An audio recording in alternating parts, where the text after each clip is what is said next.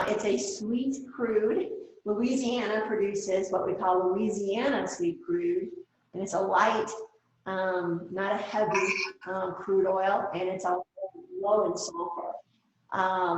Futures contracts yesterday, and a futures contract is something we haven't talked about in class, but I think it's a great time to do it.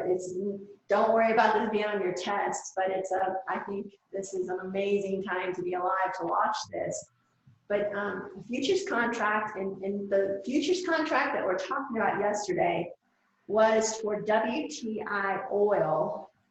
And a futures contract is you determine a price to trade it today for delivery in the future, right? As opposed to a spot price where you determine a price today between two people, two entities, and you deliver immediately, right? So it's spot, it happens immediately. You buy, someone else sells, you come together, you negotiate a price, and delivery occurs immediately. Futures contracts, the price is determined today for delivery in the future. Well, yesterday, May 2020, contracts for WTI started out the day at $11 a barrel, right? Which is low. It had fallen overnight. So Sunday night, from Friday to Sunday, it kind of deteriorated. It gone from somewhere around $18 a barrel to 11. And then by the time we finished yesterday, it had settled at negative $38 a barrel. Wrap your head around that. This impacts Louisiana. We are an oil producing, on net, if we're an oil producing along with Texas, Oklahoma, South Dakota. If this were to sustain in the market, we're in trouble. I don't think it will though. The reason what happened was there's hedgers, there's end users for this oil, and then there are speculators. Right? So three different groups. You think? Yeah?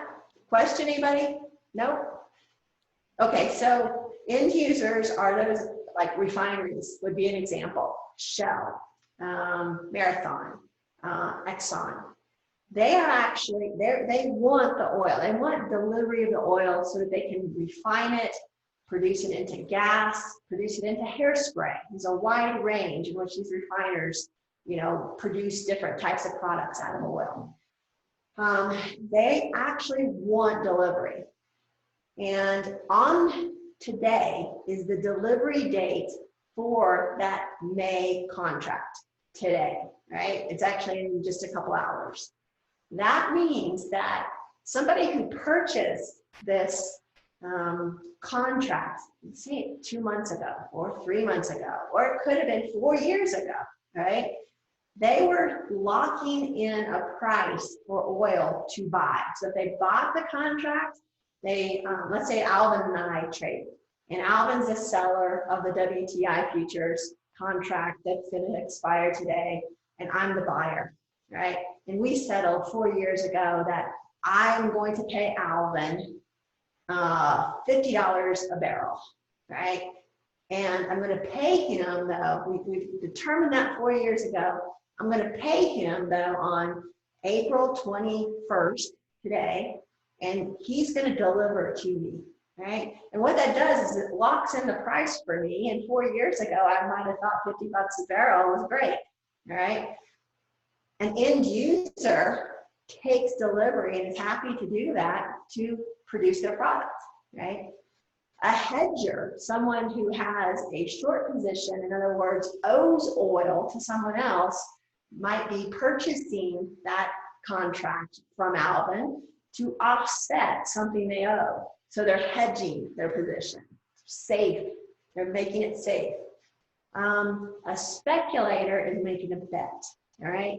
And a speculator is betting on the price going up or going down. If they buy a contract at $50 a barrel for delivery on April 21st, they're expecting that the price goes up, right? And that's what we call a long position. They're locking in $50, and when April 21st, 2020 arrives and the price is at $75 a barrel, they've made out pretty well. They get to buy it at 50 from Alvin, and they've saved themselves $25 a barrel.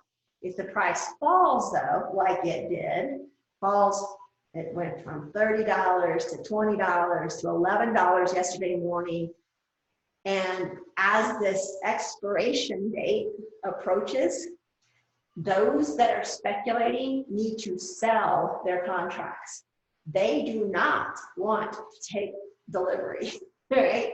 These contracts are $1,000 or 1,000 barrels per contract.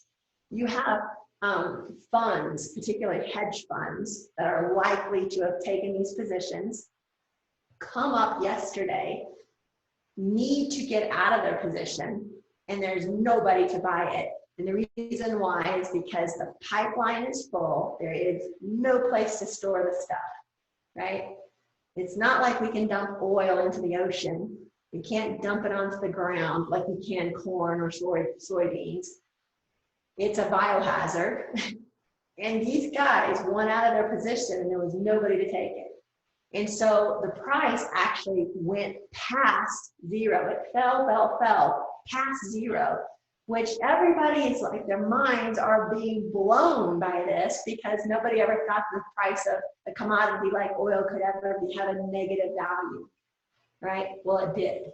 And not only did it have a negative value, it was a pretty big negative value, negative 38 bucks. What that means is that if you held those contracts and you were going to, let's say I was in a contract with Alvin again. I purchased 4 years ago from Alvin a futures contract that expired today, and I purchased it. I agreed with Alvin, I'm going to pay you, Alvin, 50 bucks a barrel, right? Yesterday rolls around and I am obligated to pay Alvin 50 bucks a barrel for this. So I'm buying this stuff for 50 bucks, but then where do I put it? I got nowhere to put it. So I'm searching all over the country for salt domes that they can fill up with oil, tankers that they might be able to fill up with oil, tanks that are above ground to fill up with oil, but they're all spoken for. And these guys are hedge funds. They can't have it delivered to their apartment. So what do? Basically, anybody who had storage yesterday and today is opening their storage, the little storage there is, up for a huge premium. They're basically, yesterday at the end of the day, they were saying, we'll take your oil, but you pay us 30 bucks for it. All right, does that make sense? So not only am I paying Alvin $50 a barrel for this shit, I'm going to have to go pay 38 bucks a barrel for it to be stored. And that's not a fun thing, right? And these are who knows who it is. We'll probably find out who got caught in this sometime, but I'm guessing that it was a hedge fund or a couple of hedge funds is my best bet. And will this continue? And the answer is this problem is still there. So as we roll into the June contracts that will be expiring at the end of May, we've got some issues. There's still a lack of storage. So if you have any storage that people can put oil into, it's very, very valuable today. So if you have any land that might have a cavern, you could fill it up with oil, or if you have something built, that could fill up with oil, I think that there'd be some people wanting it right now and giving you the oil and then paying you rent for it as well. Does that make sense to everyone? Had everybody seen that? That is historic.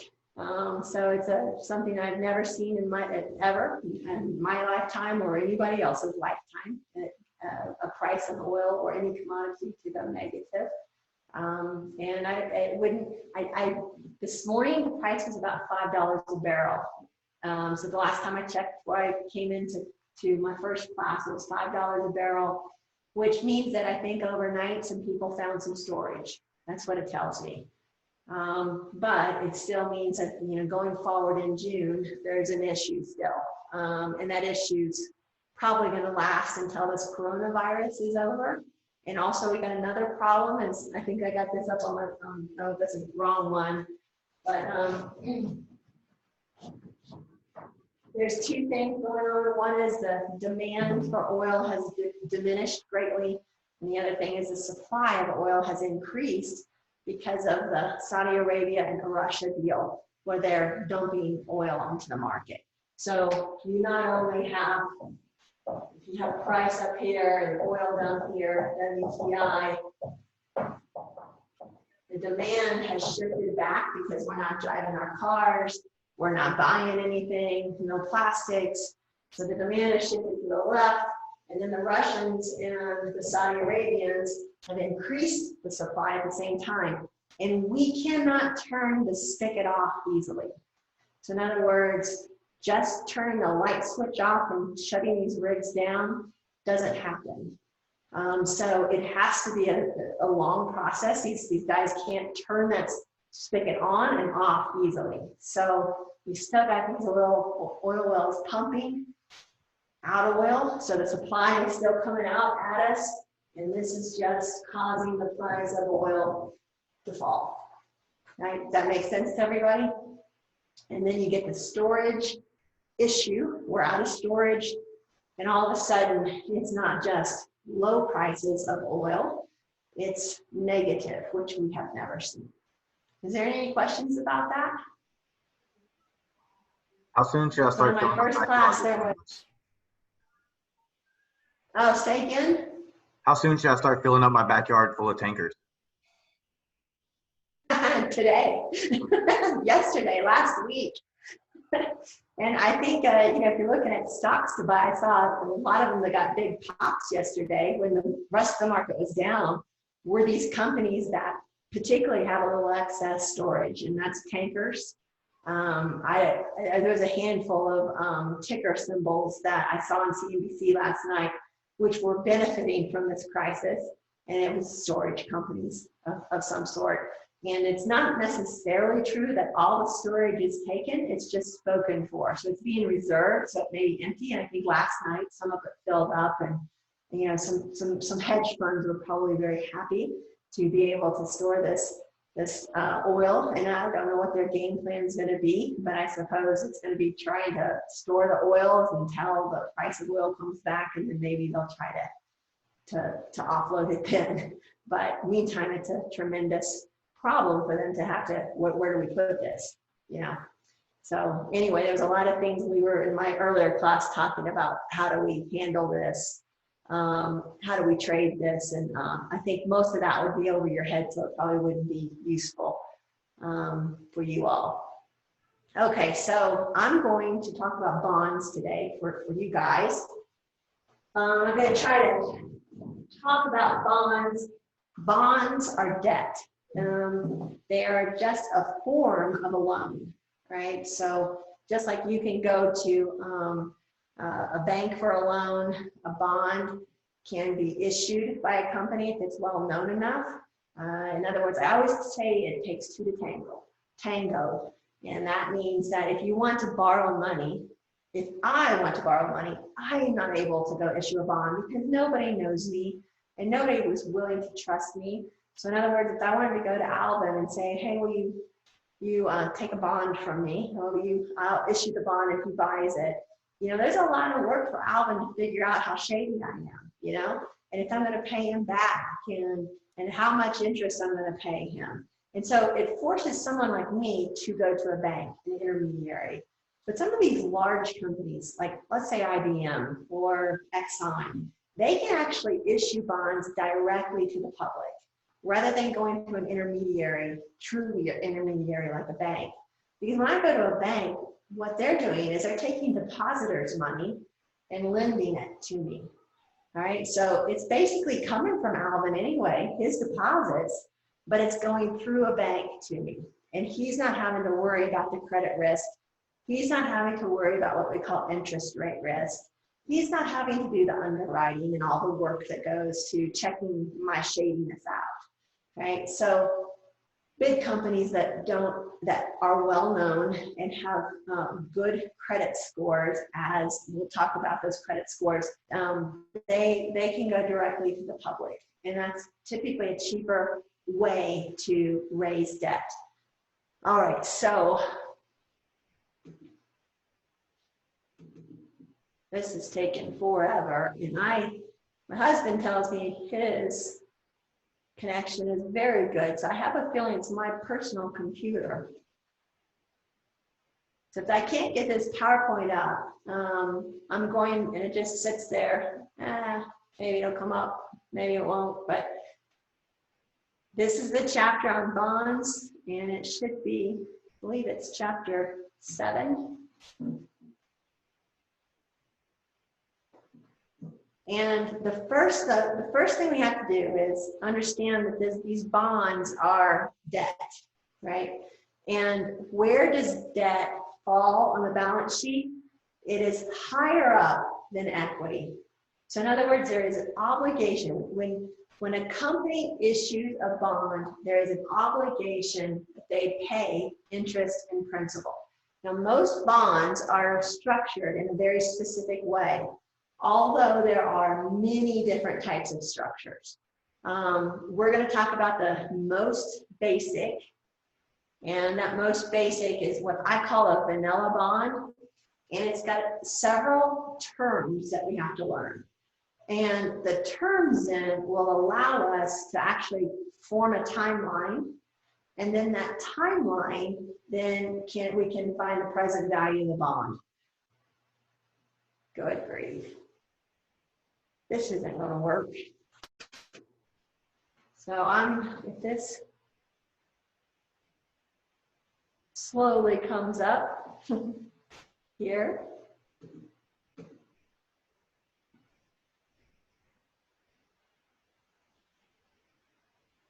Okay, so you can see here, just like every chapter, we have like an outline of what we're going to talk about. The problems that you're going to have to do are going to be present value questions, interest rate questions, and then payment questions. So nothing that you haven't seen, it's just going to have some different terminology with it. And so we're going to deal with bond valuation, that's the present value of a bond. And then we're going to talk more generally about different features that a bond can have. We're not going to try to value or do any math with them, but it's just so that you can understand like how bonds can be structured, and there's a lot of different ways, right? And so I'm going to try to move it down here. All right, so here are the definitions. These are the terms that you have to know to be able to draw a timeline. First term is what they call par value. You can think of par value as the original loan amount, right? So it's the original amount that was initially owed. Some of them, and this is principal, and the principal amount for a vanilla or your standard bond is always paid in whole at the maturity, right? So that's something unique about what we call a vanilla bond, your traditional bond. That means that whenever you do an amortization table on a traditional bond, you pay no principal throughout the life of the bond. You only pay interest. So you have an interest column, and it's simple interest, and you have no principal. And so that means you have a balloon at the end. So you guys work problems like that, and that's actually just the same form as a traditional bond. All right, so then there's a coupon. And the only thing you can get confused about here is that there's two separate interest rates on a bond. One is called the coupon rate, and it is stated, and the bonds that we're going to deal with, they'll be fixed. So it's a stated interest payment.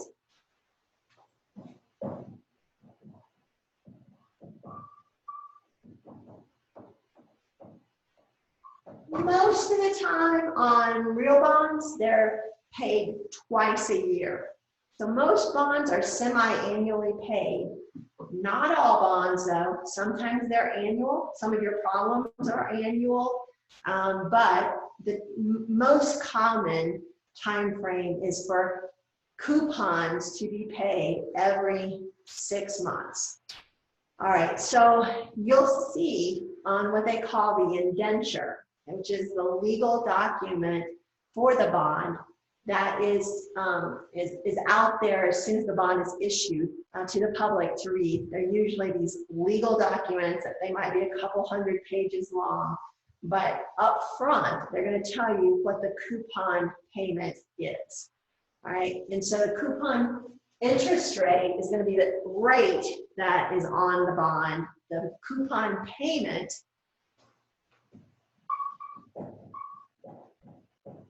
is actually just the coupon rate times the par value.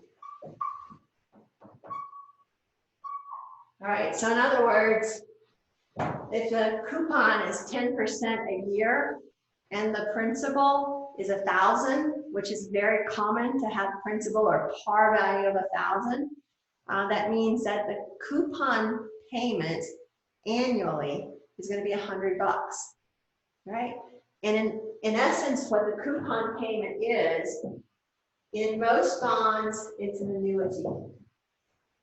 And in most bonds, it's an ordinary annuity, right? So we've dealt with ordinary annuities and know how to handle them, and they go right hand in hand with the bond. All right, in that indenture that I spoke about, the legal document, they're also going to tell you what the maturity date is. So there'll be a maturity date. This will be the date in which all the principal is due. It is the date in which you, as a bond holder, will receive your very last coupon payment, right? So all these elements, the maturity date is related to your number of periods, right?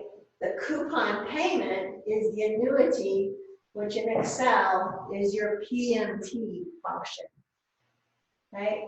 The par value is a single lump sum that comes at the maturity date, which is, some people call it the face value, but it's also your future value. So that sometimes has different names. Sometimes they'll call it par, sometimes they'll call it face or face value, but it is a future value in the language we've used before with time value of money.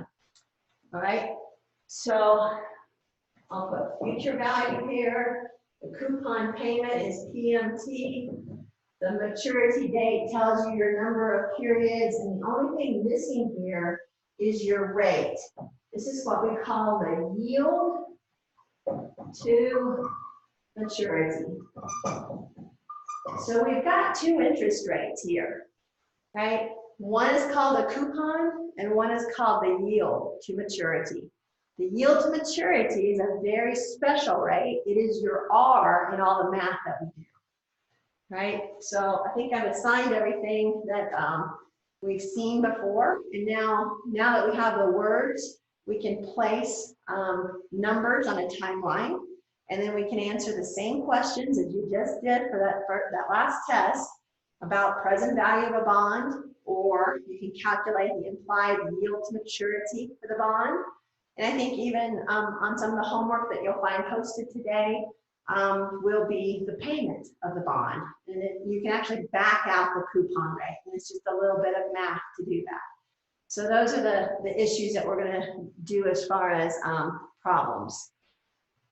Okay, so I think the best thing to do is just to start working some problems. And so I'm going to start here with the first one. And is there any questions about these terms before I go on? Now all we're going to do is take the terms and we're going to put the terms onto a timeline appropriately. And then we're just going to do what we did in the past with time value of money. So Here we have a problem. It says consider a bond with a coupon rate of 10%. Coupon rate 10%. So I'm going to erase this.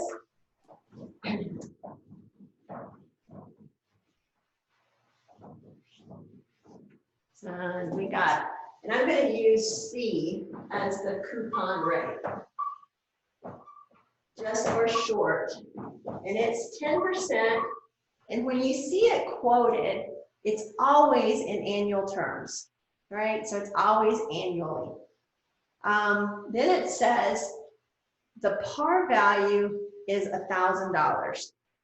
So the par, which is your future value, is $1,000. That is a very common par value, right? However, we're going to talk about the fact that not all bonds will have the same par value. Sometimes there'll be $1 million. Sometimes there'll be 10 million. Sometimes when you look at them to actually look in the paper, they have them indexed to 100. So they put it in percentage terms. So sometimes that par value can get confusing when you're new at this kind of stuff, but we'll work through that. Most of the actual par values are 1,000. The bond has 5 years to maturity. So maturity is 5 years. This is your number of periods that we're going to be working with. And finally, it says the yield to maturity. So yield to maturity, which I'm going to call R because it's consistent with our terminology we've used before. And that yield is actually 11%. So we have 2 interest rates here. And we're going to talk a lot about that, right? When a bond is initially issued, so this one is, let's say a company goes out, they issue a $1,000 bond, and they typically don't issue just one bond. It's usually hundreds of them, if not thousands of them. The reason why they actually do this, make them like an even number par value, is so that they can sell it to the public. Now, if they were going to just go sell a bond to Warren Buffett, they don't have to worry about taking the whole debt load and splitting it up into even increments of 1,000, for instance. So again, this par value, although it's very common for them to be 1,000, they don't have to be, right? All right, so next off, there is this difference between the coupon rate and the yield to maturity. And the fact that they're different means that this bond is not brand new, right? It's been on the market for a while. And the way I know that is because when a bond is initially issued, they set the coupon rate identical to the yield to maturity, right? They're the same. So the coupon rate on most bonds are fixed. Now there are bonds in which are what we call variable rate bonds that allow the coupon rate to change, like a variable rate mortgage changes. But the vanilla bonds have fixed coupons, like a fixed mortgage rate, right? Just the same idea. So the coupon rate gets stated in the indenture. The yield to maturity, though, fluctuates. I call the yield to maturity our market interest rate at the time. So this bond, when it was issued, would have had a yield to maturity the same as the coupon rate, which would have been 10%, right?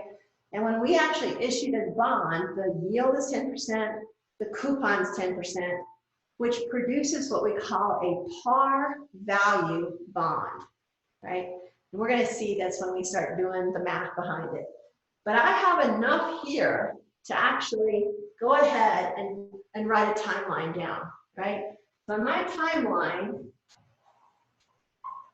today's 0, that's present value today. It tells me that the coupon rate is 10% and our par value is 1,000. So this company that we're buying this debt from is promising to pay $100 per year in interest. You can think of it as simple interest. So it's a 5-year bond. So we got 5 years. 1, 2, 3, 4, 5-year bond. And this company is going to pay $100 in interest each year for 5 years. That's an annuity. Specifically, that's an ordinary annuity because it starts at the end of the first year. Next thing is, the going market interest rate right now is 11%, right? And the big question is, what should the value of this bond be? So in other words, what's the value today? This is a present value calculation. The only thing we don't have on this timeline now is we've paid interest for 5 years, but no principal's been paid. So we get to the 5th year, and there is $1,000 that's still due. So at the 5-year mark, we've actually got one cash flow, but it's made up of 2 different parts. That is principal of $1,000 and interest of $100, right? Any questions about that timeline? Can everybody see it all right? Yes. Good, all right. All right, so what I see here is an annuity of $100, 5 years in a row, and then a lump sum future value of $1,000 at year 5. And so I can do this actually pretty quickly in Excel. That's where I'm going to start it at. And I might have a little trouble here. I'm going to open up a new one so you don't have to look at options.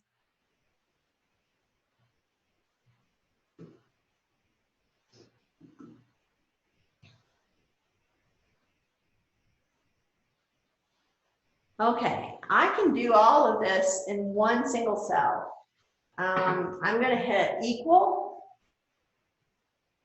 And I'm asking for the present value of this bond. So we're familiar with this function, right? And first thing it asks is the rate. Well, which rate are we talking about? Are we talking about the R, or are we talking about the coupon? And it is the market interest rate, or the R, that we're talking about when it says rate. Before I start doing the Excel, I probably should do the math first. And I'm going to just do this one time for you to see it. And then I'll do everything else in Excel. The things are super easy in Excel. But the math here, I'm just taking the present value of 5 different numbers. And I'm discounting them using 11%. So the present value of this bond is going to be equal to the present value of each one of the individual cash flows. So the first one is $100. We're going to divide it by 1 plus 0.11. That's my R, or my yield to maturity. And I'm going to raise that to the first power because I'm bringing it back one time period. The second cash flow is also $100. I'm discounting it by 1.11, raised to the second power. I'm going to do that 5 times, right? I'm going to have my last coupon, which is this 5th coupon, is going to be discounted by 1.11, raised to the 5th power. And then I've got to also capture this one-time lump sum, which is $1,000. And I'm going to divide it by 1.11. And it is also going to be raised to the 5th power. Now, that term, those 2 terms can be combined together very easily. And the math works the same way. So I could have just said 1,100 divided by 1.11 raised to the 5th power. It's the same thing, right? So in this problem, I'm just going to do this in Excel. So instead of doing this by hand, I'm going to plug into Excel. Excel wants me to put in the rate. That means the yield to maturity. That means the R, which is 11%. The next thing it asks for is the number of periods, and that is 5. Now I've put both of those entries in annual terms. That's 11% a year, and that's 5 years. Next thing is the payment, and the payment is that annuity. It's $100 per year, right? And then we have the future value, and that is a single lump sum of $1,000, and it comes in the 5th year, right? And I can put in type 0 or just in that. And it turns out this bond's value would be $963.04. Right? Now, what I'm looking at there is what we call a discount bond. And that's because the value of that bond is less than $1,000, which is the par value.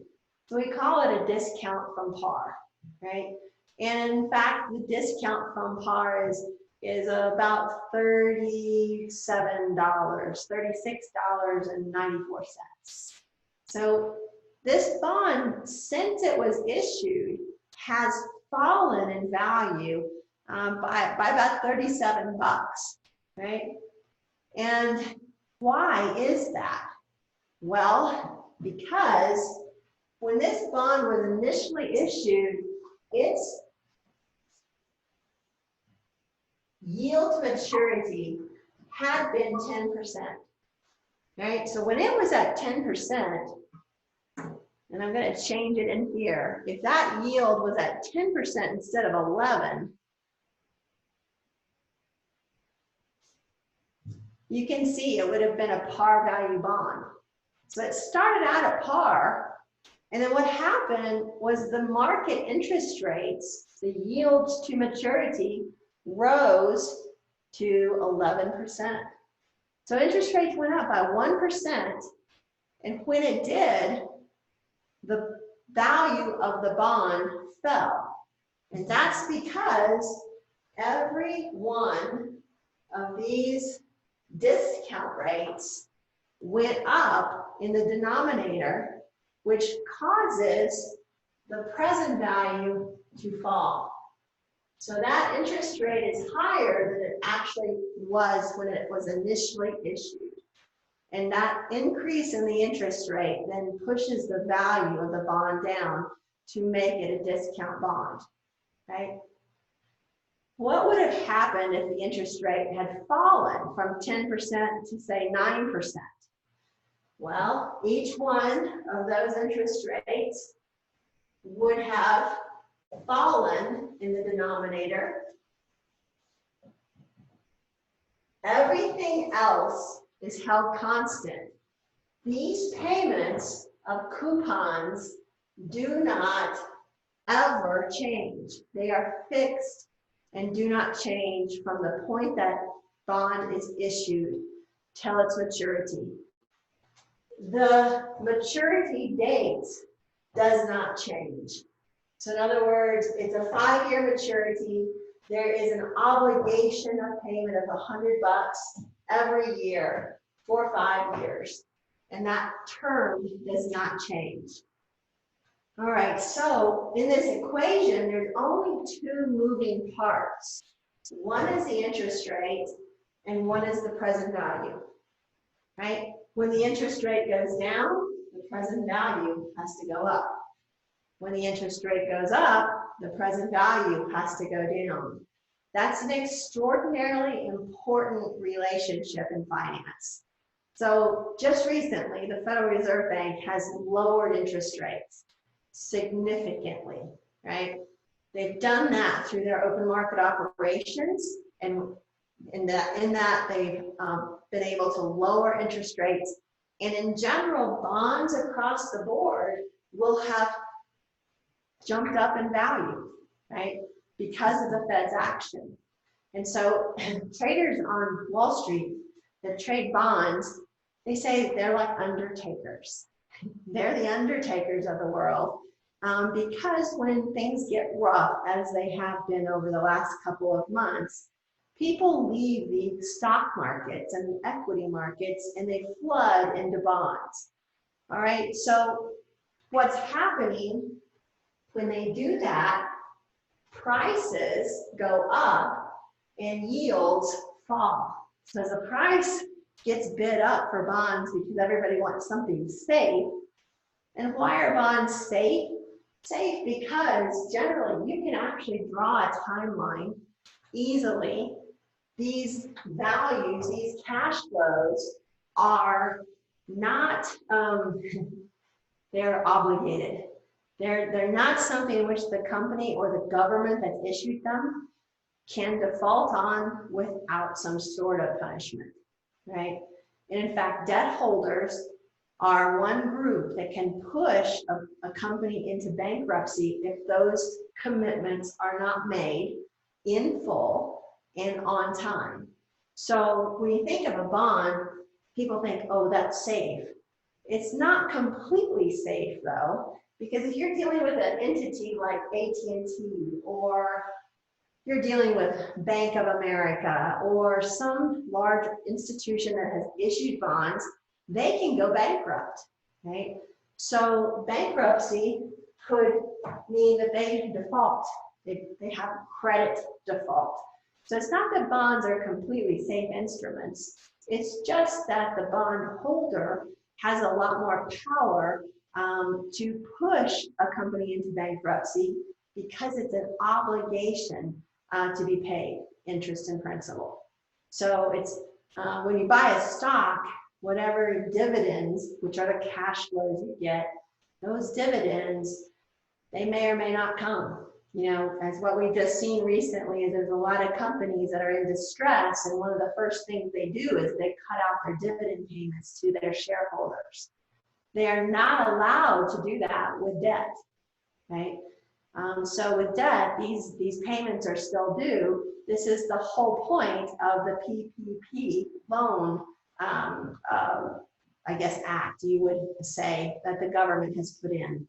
So basically, I think you all heard about Ruth's Chris's and some of these companies. I know a lot of my finance students that work down at the bank, they're cranking out these paycheck protection loans. And this is for small businesses to be able to make payroll when they have no income coming in. So these are just loans in which are at 4% interest, and as long as the company that borrows the money can show that 75% of their loan goes to payroll, paying their employees, then it will be forgiven by the government. But it's backed by the government and it will be forgiven. So it'll be like a gift, a grant to them rather than debt, if they can show that they've paid it to their employees. So with that said, these cash flows from a government, if this were the United States Treasuries that we're looking at, debt that's been issued by the US Treasury, the US Treasury has never defaulted on debt. Now, if you guys have been watching CNBC, there's a lot of people talking about being kind of ticked off at the Chinese right now, you know, for giving us these cooties and so many people dying, and that there should be some sort of, I don't know, pay back, right? Sue the Chinese for this, or, you know, how much money that we're losing here, trillions of dollars. And if they're found negligent, you know, they possibly in the court of law will be drug in there, and maybe there'll be compensation.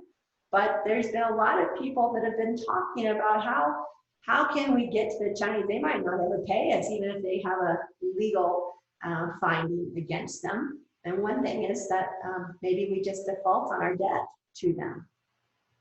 What do y'all think about that? Any repercussions from that, do you think? Okay, Alvin, you're the only one that usually talks to me. I think even if, like, the United States government builds up a case against China, like, legally, that's still United States law.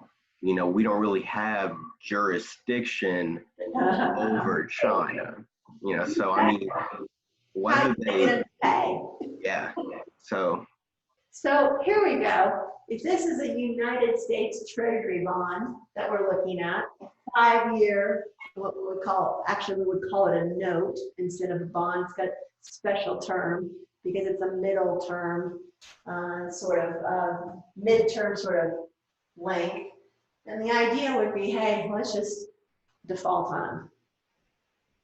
What do you think? Lots of discussion right now going on that. We've never defaulted on debt before. We have what we call, the United States government has risk-free rates. Risk-free, that means credit risk-free. They never defaulted. And so all interest rates in the world are actually tied to the US Treasury rates. Ours are the base rate, the lowest in the world because it's credit default risk-free. If we go out and default, it's possible, I don't know if it's probable, but it's certainly possible that the interest rates go up on our debt. Right now we have very, very low interest rates, close to zero. And it may be the case that those in the rest of the world say, US defaulted on their debt. Who would want to buy their debt if they are out there defaulting willy-nilly on debt?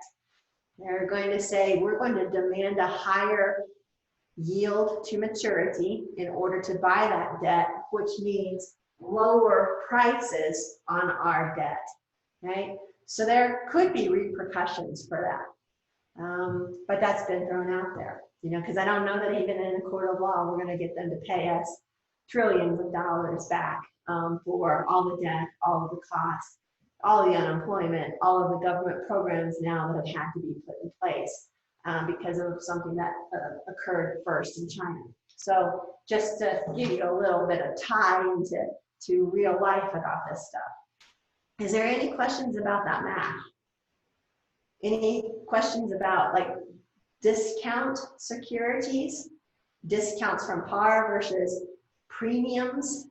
So if interest rates had gone down from their original 10% to 9%, we can actually put that in here, 0.09, and you can see there the price of the bond goes up to a premium of $38.90, premium over par. And so if interest rates had gone down from the point that this was actually issued, where coupon was at 10% and yield maturity at 10%, that's par value when it was issued. If interest rates had fallen since then the price of that bond would have gone up, right? And it would become a premium bond, right? Any questions about that? All easy stuff? Okay, let's try another problem. And this will be exactly like what's on the test. Suppose you're reviewing a bond that has a 10% annual coupon, a face value of 1,000. There's now 20 years left to maturity. Now I want to be really specific here. This bond that we were looking at before and the one that we're working on now, we only care about what is happening in the future. So this could have been a 30-year bond that we're looking at on this new problem. And 10 years has gone by. Coupon payments would have been paid to bondholders. But today, we've got 20 years looking forward to being able to recoup our investment. And that recouping is through coupons. And it's also at the par value, right? So we don't care about what's happened in the past. All we care about is the future cash flows that come to us. So we've got 20 years of cash flows.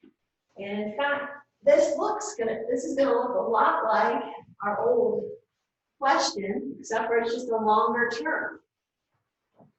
So I want you to keep that in mind, is that our timeline is gonna look very similar, only it's just 20 years. The coupons, which are 10% of 1,000, again, they're just a $100 a piece. And then we're going to get the principal back at the time that it matures. And this time now, our interest rate has fallen from 10%, it would have been at when it initially was issued, down to a yield to maturity of 8%. All right, math here looks very similar. Present value is equal to $100 divided by 1.08, raised to the first power, 100.108, second power, all the way out to our last cash flow. I'm going to add them together for you. 1.08 raised to the 20th power. Now I'm going to do this in Excel.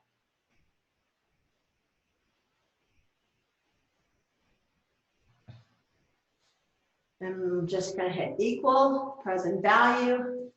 Interest rate is 8% a year. The number of periods is 20 years that we get the payments. The payments are $100 per year, and the future value is a single lump sum of $1,000 bucks. Now, is this going to be at a premium or at a discount? Who can answer that? I would think premium, right? Because the rate went down. Yeah, so what's happened is this interest rate had been 10%. And so it has fallen in 20 terms. Our last problem, it had fallen in 5 terms. Well, now it's fallen in 20 terms, which is going to push that price up. Now, that length, which I call as duration, matters. Our last problem had 5 years in duration. This one has 20, 4 times the payments, right? And because of that, this bond is going to be a lot more sensitive to changes in the interest rate. Think of this as a machine. That equation is a machine. There are only 2 moving parts. The interest rate that shows up in this one 20 times and the present value. When the interest rates go up, the present value, when on a very long-term bond, has interest rates in 20 different terms.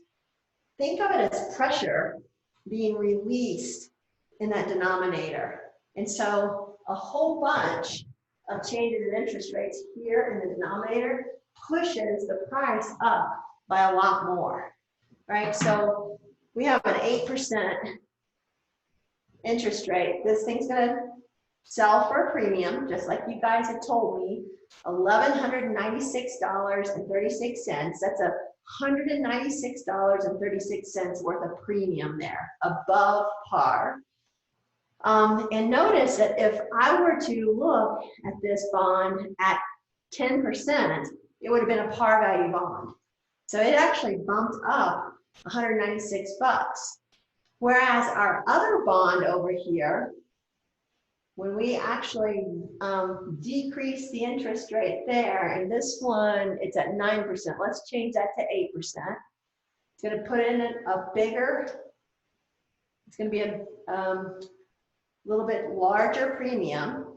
Now it's a $79 premium on a 5-year bond, but it's a $196 premium on that 20-year bond. So you get that same increase, or sorry, decrease in interest rate causes an increase in the price, but it's more pronounced in the longer term bond. This is what we call interest rate risk. So right now, banks are having some problems. They're worried about credit risk. They have a whole bunch of these timelines in which are loans, and they're worried about these, payments not coming to them in full and on time. So when the interest rates, they have a bunch of bonds in their portfolio, they have a bunch of loans in their portfolio, but one good thing for the banks is that interest rates have fallen. And when interest rates fall across the board, what happens to the value on their balance sheet of these bonds as well as loans is that they lift up.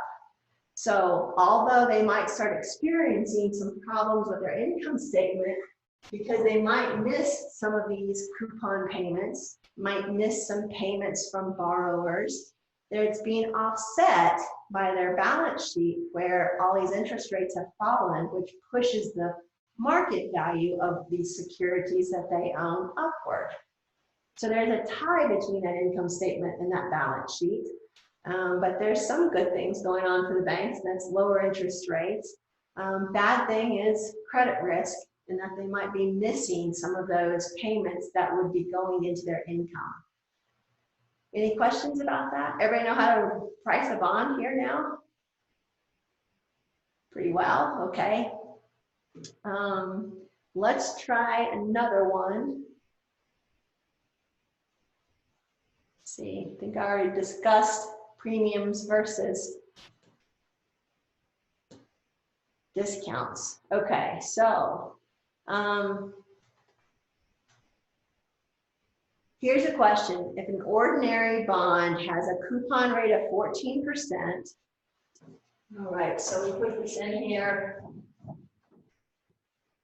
on a timeline. And it's a 14% coupon. Then the owner will get a total of $140 per year. They're assuming here you have a par value of $1,000. That's very, very common.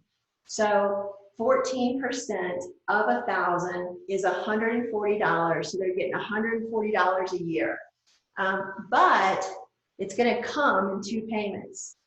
This is very normal to be semi-annual payments. And so they take that annual coupon, which is $140, they split it in 2. And instead of having one lump sum of $140 that comes at the end of each year, you're going to have one at the 6-month mark of $70. So that's 1/2 of a year.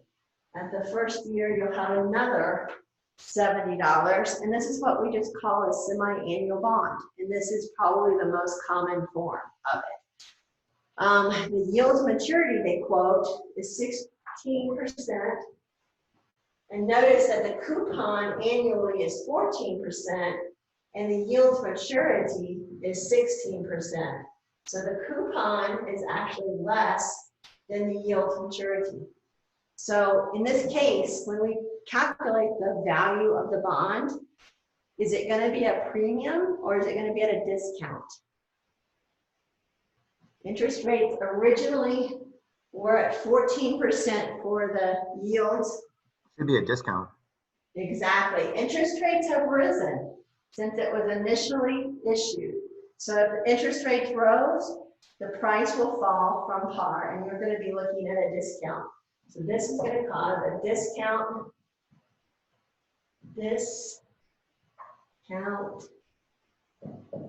bond. And that's a discount from par, right? Okay, so we've got, it's got the bond matures in 7 years. So we've got 7 years worth of coupons, but that is actually 14 semi-annual payments, right? So that is 7 years times 2. And so you're going to get 14 payments of $70 a piece, and then you're going to get a $1,000 par value at the maturity. This form, by the way, shows that it is a normal bond is actually not amortized at all. As opposed to what we were working with before the test, were mortgages in which were fully amortized. You notice that the mortgages just had a single payment and they had no balloon. There was just one single payment. Each payment was part interest, part principal. The interest portion declined with each payment. The principal portion increased with each payment. That is not this case. This is not being amortized. No principal is actually being spread across the loan. It's being saved all for the maturity date. So $70 here is pure interest. There is no principal being paid. All right, so all we want to do here is do find the present value of this guy. And the only trick here is that we're dealing now with a semi-annual payment. So we're going to do a present value. The interest rate is 16%. What do we have to do with that 16%? That's an annual rate, but these are semi-annual payments. So we need to put that yield to maturity in semi-annual form. That means we need to divide it by 2. M is 2, in other words. Then we have the number of periods. That's the number of semi-annual periods, which turns out to be 7 years times 2, which is 14 semi-annual periods. And then finally, the payment, that was $140 a year, but we need to divide that by 2. You can do that in your head, or you can do the math inside of Excel. So we got $70 payments, and then we have a future value that's $1,000. And again, almost all these things are ordinary annuities. So type is 0. And we know that this thing should be less than 1,000. Got to be less than 1,000 because the coupon rate was actually less than the yield to maturity. So we should be looking at a discount security. All right, and at a $917.56 would be our answer. Any questions about any of that? Now, how about if I said, we've got this bond here.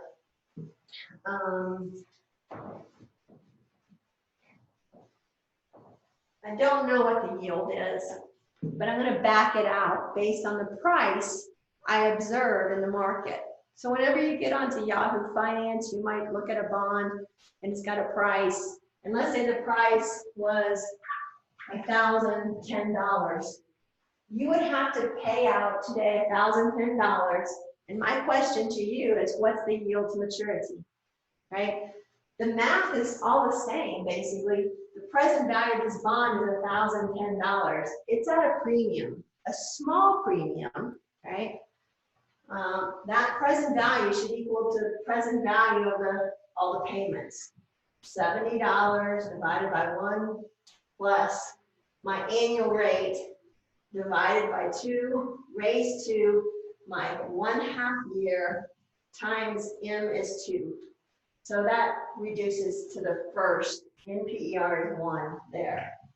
Then $70 divided by 1 plus R over 2 raised to the 1 times 2. We do that 14 times. We get to the very end.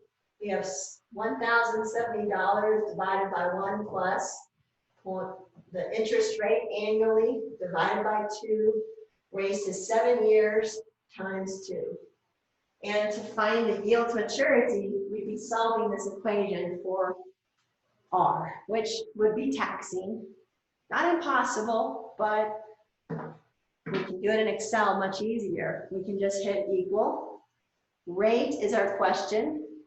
The number of periods is 14 semi-annual periods. The payment is $70 per 6 months. The present value, I need to make sure it's a negative $1,010. That's an outflow. The actual inflows are the coupons and the principal par value. But the present value is an outflow. And then the future value is that lump sum of $1,000. When I hit enter here, I'm going to get an interest rate. And that interest rate, I need to make sure I've got enough decimals in here. But that is not an annual interest rate. What is that? Semi-annual, right? It's a semi-annual interest rate. So if I were to put that in APR form, I need to multiply that by 2. Because that is a semi-annual rate, I need to multiply it by 2. We're actually getting a 13.77% return. That is our implied interest rate. All right, any questions? All right, well, I'm going to shut it off for today. I'm going to work on my battery situation. I'm going to let my husband come in and teach his class. And then we'll see you on Thursday. And I'm going to post up your Connect homework. And that will be for a due at the final. And the final will just be the same day as it is scheduled. And I don't know what you guys' it's in the syllabus, but the final will just be scheduled as it normally would be. And I'll do it exactly like I did for that last test. It'll just be, you'll have a period of time, maybe 6 hours, and I'll let you log on and you'll have like a 4-hour period to do it. And this will be new material though, right? Any questions? How are we doing? Is everybody connecting with me or not? What, when would we be looking for the makeup on like exam 1? Would that be after the final? I can do it anytime. I had somebody else just do a makeup as well. So you need a makeup? Yeah, for exam 1, I was out with illness. Yeah, so I had someone do a makeup, I think, on Monday. So let me know and I can put it up on Connect. I typically keep it hidden. Because I've seen other people try to get in there and work the problems, and so it just makes it confusing. I'll put your name by it. I'll keep it hidden until the time that we agree that you take it, and you'll get the same benefits as everybody else, you know, as far as time goes. Okay. So just get with me with an email and I can get one set up for you. Okay, thanks. Anybody else with questions? I'm gonna go check the price of oil. See you guys later. And I think, Alvin, you'll handle the recording and everything's good, and just send me the link and I'll post it. Thank you. I miss y'all, you know, I really do.